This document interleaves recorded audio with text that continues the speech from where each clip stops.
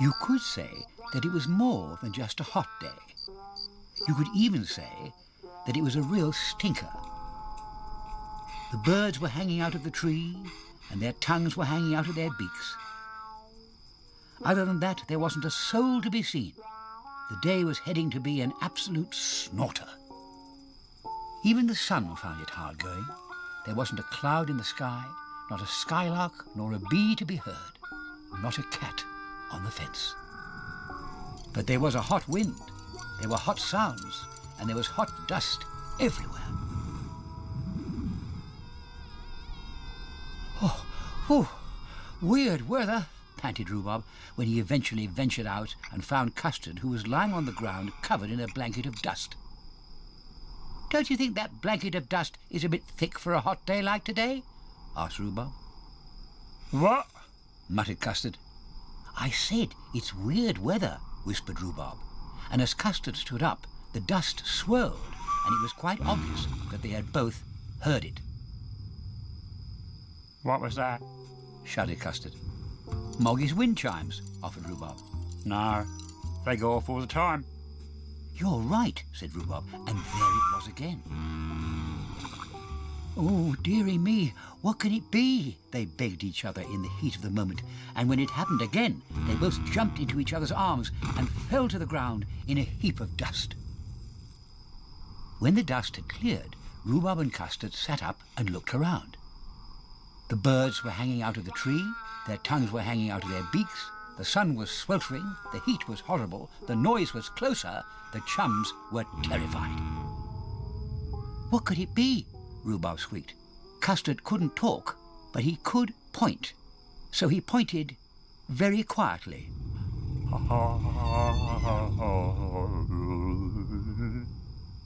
Too tall for a snail's pace, but quite unhurried, what looked like an exotic shed was moving along the lane on the other side of Rhubarb's fence. And then, of course, there was the scary noise. No need for your computer to tell what that is, Custard finally managed to say. Well, what is it? Rhubarb was eager to learn. It's mysterious. That's what that is. Mysterious, said Custard, and stood up and dusted himself down. After convincing Rhubarb that they should find out what the mystery was, Custard held the ladder while Rhubarb peeped over the fence.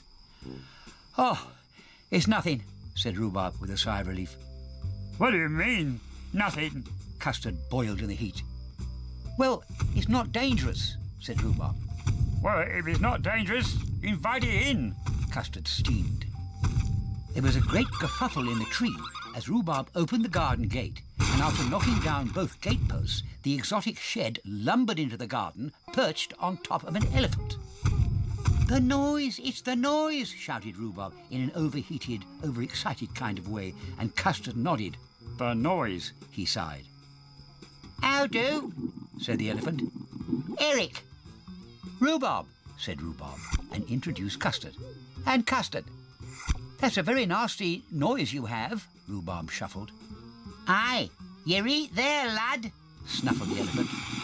Do you speak English? Inquired Custard, and the elephant sneezed. Hey, is a right one-year dog, any? Bellowed the beast, and pushed Custard in a friendly kind of way that sent him reeling across the garden. I were a pit elephant, worked in a coal mine, umping coal, till I got to sneezes. I'll ne'er forget that day, explained Eric. I see, said Rhubarb. And what about the, He shrugged and pointed at the exotic shed. Oh, me grandad were a prince, you see, and that was his coal shed, came the explanation, followed by a sniff. Oh, I say, it's a bit hot, ain't it?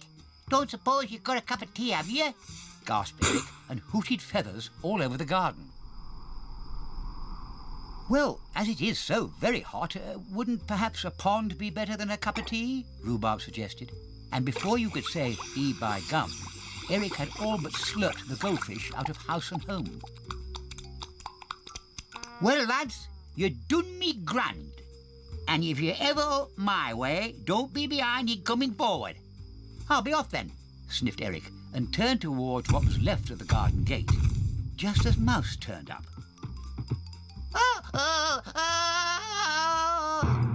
In a flash, Eric had leapt up onto a garden chair, and the noise he made shook the very ground.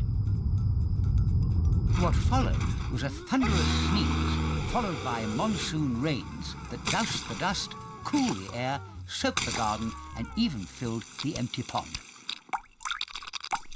Rhubarb just stood. Custard just stood. They just stood and stared at each other. Then at Mouse. What did I do? Squeaked Mouse. Eric is an elephant, Said Custard. And you are a mouse. Mouse, said Rhubarb.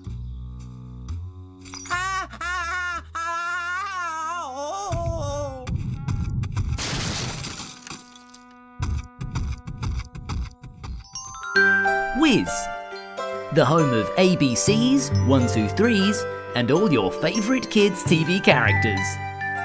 Now let's find kids' TV. Or I can press this microphone. Wizz. That's how easy it is.